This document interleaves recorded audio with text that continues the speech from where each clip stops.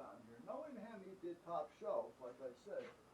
You know, I use the term top shelf a lot, but I don't drink. However, I used to work in a lot of nightclubs and strip clubs, which was very interesting. I worked for a place called the Gold Zone, and they had, at any given time, 10 to 12 girls dancing within the building.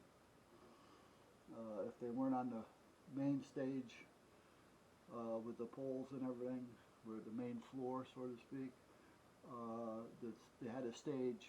It was a round, well, not a round bar, but a long oblong bar, and it was a dancing platform on that was about 5 feet by 30 feet.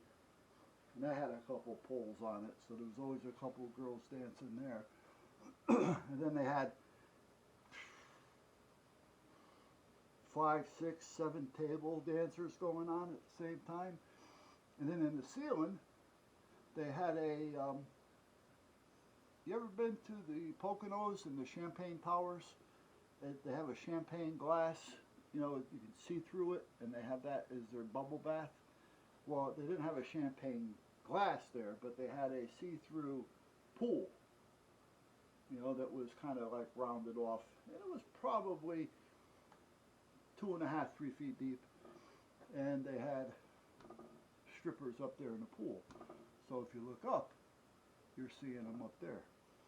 So there was always something going on. And then the den mother used to keep an eye on everybody, but that was an interesting job. It really was. In more ways than one, but it was interesting. But I was always a good boy. But it was. I had a kid, Joey, working with me, which I may have talked about Joey a few times. He had gotten married since. Good guy. And there was another strip club around the corner. I actually ended up buying the strip club, the Gold Zone. Well, not actually. Hold on a minute, I'll tell you. The Gold Zone eventually shut down because the owner was stiffing his vendors. And he really didn't have to. It was just his nature, that's all it was.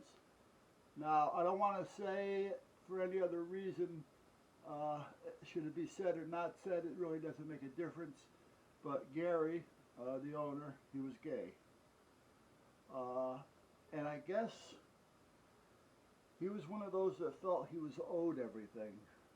He wasn't just a person. You know, I mean, I have gay friends.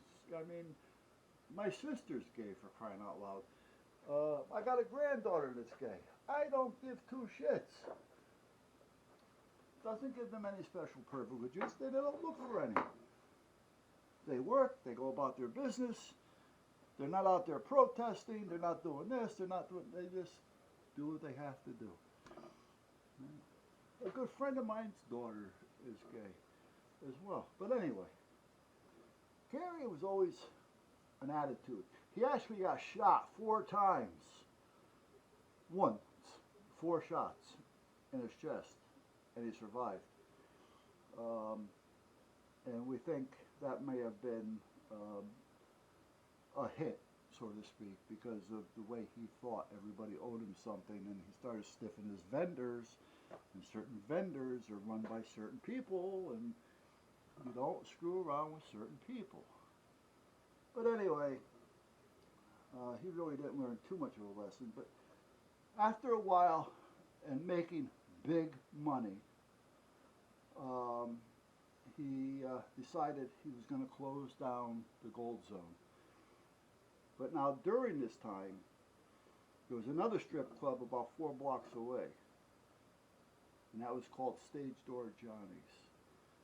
Well, Stage Door Johnny came over to the club one night with his goon, and came in and walking around and hey, yeah, who are you? Like, who wants to know? You know, I mean, this is the way you got to be with these people. Who wants to know? Because I didn't know him at the time, nor did I care. He goes, I'm Johnny. Yeah, Jeff. Buzz, how are you? Well, I own Stage Doors. Oh, I hear that's a nice place. I figure you stop by and say hi. Yeah. All right, good for you. All right. Meanwhile, his goon is sitting there, you know. Now, unbeknown to him, I got my goon about 5 or 6 feet back in the crowd watching, who was Joey.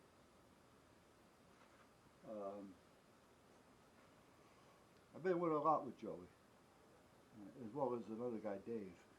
But then he takes his foot and he goes like this on the carpet. He says, cross that line. I don't play games. So he comes over to my side. Okay, so now you're telling me you're on my side? Is that what you're saying? You know, I mean, come on. You know, we're fucking adults here, excuse my language. All right? You know, we ain't got time to play these silly games. You know, your name is John. I'm Buzz. How you doing? Enjoy yourself. I'm not looking to go out with you. I'm not looking to take you upstairs. I'm not looking to enjoy yourself. Right? Yeah, I'm not looking to be your best buddy. Have fun. So next thing you know, they leave, him and his goon, and he comes back in. Oh no, he didn't come back in. He tried. He leaves, and he's trying to get back in, but a couple of my doormen are out there because he's coming in with an attitude now. So they called me on the radio saying, we got a guy with an attitude out here. I didn't know who it was, so I go out there and it's John and his goon. We had a velvet rope, red velvet, so you'd have to come around it. He's standing on that side of the rope, and it's shut off here as well. And I'm on this side, we're talking. He goes, somebody just broke out all the windows on my car. You people are paying for it. We're not paying for anything. Your windows got broke out. It has nothing to do with us. You know, we don't even know what car you own. What do you think? We're out there just breaking windows on cars? Yeah. Where's the glass? Car's got glass inside, but there's really no glass on the outside. You know, a couple pieces. I said, this window looks like it was broke before. This wasn't broke here because there's not enough glass on the ground. You got more in the car than you have out here. If this got broke, there'd be more glass here. And he's looking at me. So I'm back over there. So the next thing I know, Joey comes down the stairs, and he's standing behind me because Johnny's there with his goon. I got my two guys over here, but I don't know what they're going to do. Well, I know what they're going to do, but, you know, how far is it going to go before they do something? So Joey comes walking down the stairs behind me, and he comes out the door. He's about 3 or 4 feet behind me at this point. He's eating a piece of pizza. He looks at it and he says, wait a minute. He turns around and he hands his pizza to one of the other guys I got there. He says, hold that for me. Then he turns back around. He says, what's your problem, Buzz? You got a problem? Nah, says somebody broke his windows. He thinks they got was done here. Says, we're taking care of it. He goes, all right. He says, I'm going to hang around for a few minutes. Do you mind? No, not at all. You know, and the next thing you know, they kind of give a and they walk away. You know, basically, I think he was looking for a free ride on a window. And then he was going to get bitchy about it. But at this point, he would have got knocked on his ass and his goon. But meanwhile, not Stage Door, Johnny's, the Gold Zone, who I was working for, he was stiffing everybody and he couldn't get any more credit. So he closes down on a Sunday and we reopen again on a Wednesday. So he closes down on Sunday. When we went back in on a Wednesday, the whole club was changed inside. It went from a strip club to an urban nightclub. under a different name called the Cat Club. And apparently the owner of the Gold Zone, who now has the Cat Club, also owned the same Cat Club in Philadelphia. And apparently Patti LaBelle sung there. Apparently it was a halfway decent club. I couldn't tell you, I don't know. But apparently it's the way it's supposed to be. And he decided to open up another one in New Haven. Well, that lasted for a while too. He was making big bucks. You were paying top dollar for your drinks, and it was costing you $10 a head to get in. And there must have been 400 or 500 people a night going through there. So we're talking a lot of money. And then he would charge, and this is what got me pissed off, and I told him that. Don't start charging these people at the door to get in the $10 when you stop serving. 1:45. We do shutdown. On the weekends it's 2. But we're shutting down. The bar's closed. You're still charging $10 a head to get in. They're coming in to sit down and have a drink and to watch some stuff. Nothing's happening. Now they start arguing and fighting. You know, it's not going to happen, Gare. That's all there is to it. You got to do that shit. You're doing it without us.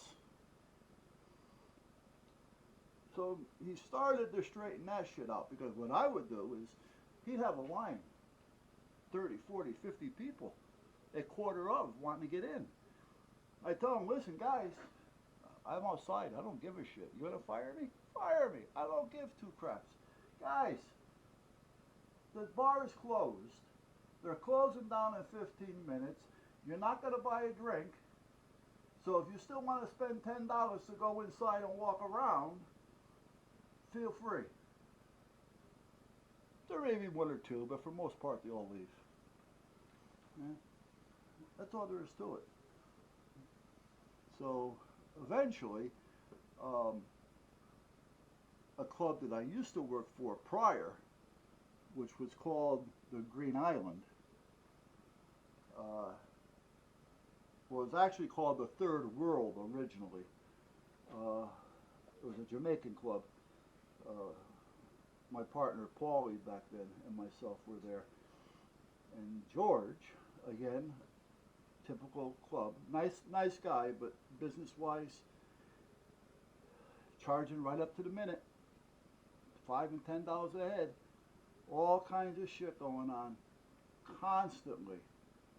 Then he decided that he didn't need security on Monday and Tuesdays. It's fine with us. You know, we used to check the door and things. This was a uniform job. So that with weapons. So at that point, you know, well, we were making back then pretty good money. That was back in the actually it was, early to mid 80s.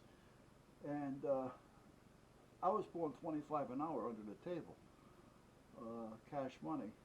And I was making $7.50 an hour cash money on every man that I had working. And I had 3 guys working. So I'm making 21 bucks, actually more, $22.50 an hour just on them, and plus mine. So it was big money. So I told him, I said, George, he says, you know, you got to keep security in here. You're going to lose the place. You know, I mean, the people are going to get to know that we're not here. And you're going to start having problems. And then you're going to start getting minors in here with false IDs. And, you know, you can't expect your sister to run the door, Gloria. Nice person. But, you know, you can only do so much. And I said, you know, you don't even have to worry about paying me on these other guys. I don't care. You know, keep the club open. You know, let the other guys work. You know.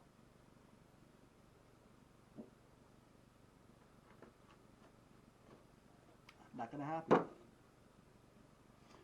Next thing you know, 4 weeks later, they come in and raid the place. He was caught with a bunch of minors in there, drinking. Having minors in there is one thing, but when they got drinks in their hands, that's another thing. And apparently this happened more than once, and they took his permit, which shut him down. So at that point, next thing you know, I'm at the Cat Club now, and George didn't drive. He rode on a bike. He was 50, 60 years old, but he was in good shape, and he rode bike everywhere. And he comes riding by the club, and I'm standing there. He pulls over. He says, "I'm opening tonight." He says, "Can you be there?" I go, "Well, I can't be there at 8, but I can have how many people?" He says, "Well, if you can get 2 of them up there, it'd be great." I said, "Okay." I says, "I'll be there at 11. I says, "But I can get you 2 people for 8. He goes, "Fine." So I got a hold of Brian, which is a friend of mine, and Sean, which was another friend of mine, who worked there with me. And I said, "Guys, go up to a place that's called the Green Island. It used to be the Third World, now it's called the Green Island." I says, "It's right next to the meat market, Minori's Meat Market on Whaley Avenue. Go inside, it's a Jamaican club. See George, tell him I sent you. Be polite, and for now, just check IDs and check for weapons. And I'll be there by 11 o'clock. And that's what happened. So the next week, we're going there, and I'm still at the other club because I wanted to give him a notice. And he starts in again, letting his people in. I says, "You know what, Gare? I'm done. Here's the keys. I'm out of here. You know, I thought we were going to be different. I thought everything was going to be cool. I thought we were buds." No, buds don't put people under the bus. You know, buds don't get people in trouble. Buds look out for one another, right?